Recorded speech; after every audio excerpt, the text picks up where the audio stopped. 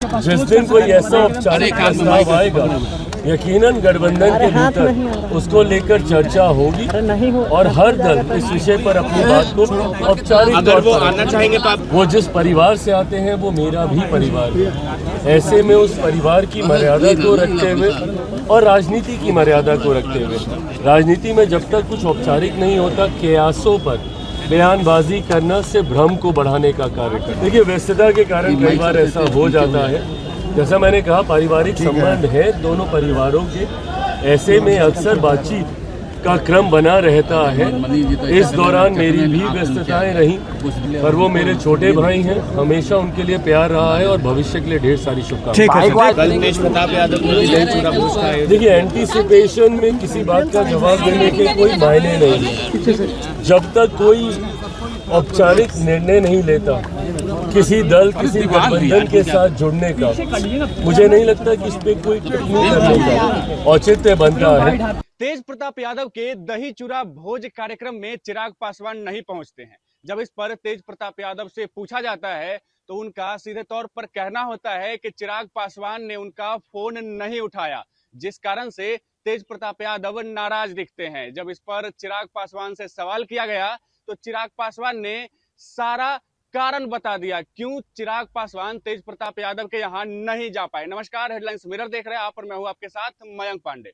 देखिए, आज लोजपा रामविलास पार्टी के कार्यालय में दही चूड़ा भोज का कार्यक्रम रखा गया, जिसमें चिराग पासवान भी उपस्थित रहे सहित तमाम जो बड़े बड़े बिहार के राजनीति के नेता हैं, चेहरे हैं, सभी उपस्थित रहे।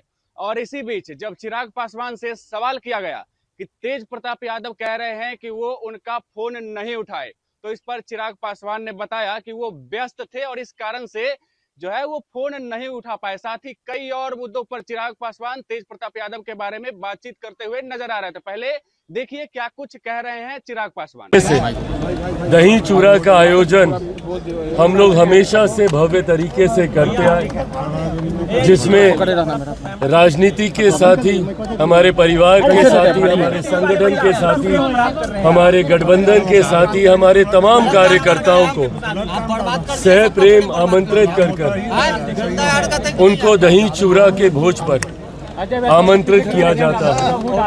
ऐसे में आज उसी परंपरा को निभाते हुए एक बार फिर, जहां भारतीय जनता पार्टी के राष्ट्रीय अध्यक्ष माननीय नितिन नवीन जी यहाँ पे मौजूद थे, मुख्यमंत्री आदरणीय नीतीश कुमार जी यहाँ पे मौजूद थे, डिप्टी सीएम सम्राट चौधरी जी, केंद्रीय गृह राज्य मंत्री नित्यानंद राय जी के साथ तमाम नेतागण, तमाम मंत्रीगण, तमाम विधायकगण, इन सब का यहाँ पर आकर दही चूड़ा के भोज में सम्मिलित होना ये दर्शाता है कि हम सब मिलकर एक नई ऊर्जा के साथ बिहार को विकसित राज्य बनाने के लक्ष्य के लिए एक साथ आगे बढ़ने का हम लोग प्रयास कर रहे हैं। अभी बातचीत के क्रम में भी यही चर्चा थी कि किस तरीके से बिहार फर्स्ट, बिहारी फर्स्ट की सोच के साथ हम लोग आगे बढ़ रहे हैं। इसमें पूरा गठबंधन एकजुट होकर बिहार को विकसित राज्य बनाकर मेरे प्रधानमंत्री नरेंद्र मोदी जी के विकसित भारत 2047 के लक्ष्य को पूरा करने की दिशा में हम लोग आगे बढ़ने का कार्य कर रहे हैं। मकर संक्रांति हमारी इस सोच में एक नई ऊर्जा बनकर हम लोग को प्रेरित करने का कार्य। पकड़िए, आपका नीचे गिर गया क्या? आप सब और आपके माध्यम से पूरे पकड़िए तमाम देश अब हो गया था। मकर संक्रांति की ढेर सारी शुभकामनाएं। बहुत बहुत दही चूड़ा भोज के दौरान मुख्यमंत्री नीतीश कुमार से क्या बातचीत हो रही थी? काफी मुस्कुरा कर बात कर रहे थे। अब लीजिए, आप लोग का पूछने वाला बात है तो आप पूछते रहिए।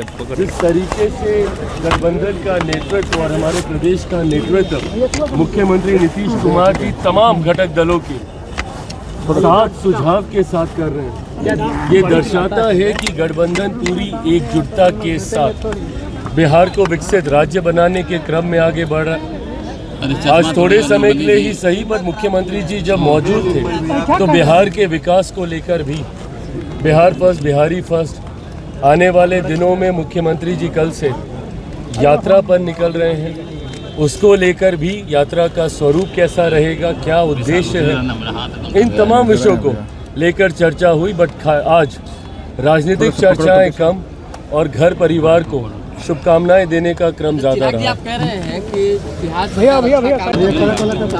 कल तेज प्रताप यादव ने दही चूड़ा भोज का आयोजन देखिए, एंटीसिपेशन में किसी बात का जवाब देने के कोई मायने नहीं है। जब तक कोई औपचारिक निर्णय नहीं लेता किसी दल, किसी गठबंधन के साथ जुड़ने का, मुझे नहीं लगता कि इस पे कोई टिप्पणी करने का औचित्य बनता है। जिस दिन कोई ऐसा औपचारिक प्रस्ताव आएगा, यकीनन गठबंधन के भीतर उसको लेकर चर्चा होगी और हर दल इस विषय पर अपनी बात को औपचारिक अगर वो आना चाहेंगे तो आप लोग स्वागत करेंगे। किसी के आने नहीं आने की जब तक विधिवत जानकारी नहीं हो जाती, मुझे लगता है ये बातें सिर्फ और सिर्फ भ्रमित करने का कार्य करती हैं।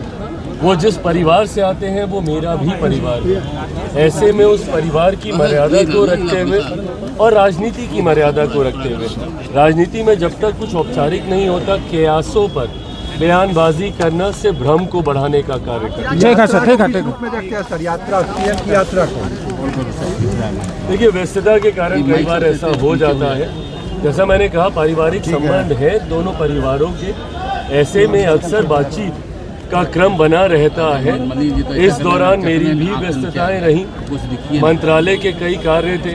यहाँ हम लोगों का भी दही चूड़ा का आयोजन आज बिहार में है, तो कल दिल्ली में हम लोगों ने हमारे आवास पे दही चूड़ा का आयोजन रखा है। इसको लेकर भी व्यस्तताएं रहीं, पर वो मेरे छोटे भाई हैं, हमेशा उनके लिए प्यार रहा है और भविष्य के लिए ढेर सारी शुभकामनाएं। तो आपने साफ तौर पर सुना किस प्रकार से चिराग पासवान कह रहे हैं कि व्यस्तताओं के कारण कभी कभार ऐसा हो जाता है। हालांकि दोनों परिवारों के बीच में जो रिश्ता है वो काफी अच्छा है और तेज प्रताप यादव का जो परिवार है वो चिराग पासवान उसे भी अपने परिवार की तरह मानते हैं। और इसके अलावा कई और चीजों पर उन्होंने बात किया, जैसे तेज प्रताप यादव क्या एनडीए ज्वाइन कर रहे हैं, इसके ऊपर भी चिराग पासवान ने साफ तौर पर कुछ कहने से हालांकि मना कर दिया, लेकिन बोलते जा रहे थे कि इस चीज के ऊपर भी उन्होंने कहा कि औपचारिक रूप से जब तक इसकी घोषणा नहीं हो जाती तब तक इसके बारे में कुछ भी कहना, अजम्पशन बनाना जो है वो गलत होगा। हालांकि इस पूरे वाकये पे आपकी क्या कुछ राय प्रतिक्रिया है, हमारे साथ जरूर साझा करें और तब तक के लिए बने रहे हमारे साथ और देखते रहे हेडलाइंस में। धन्यवाद।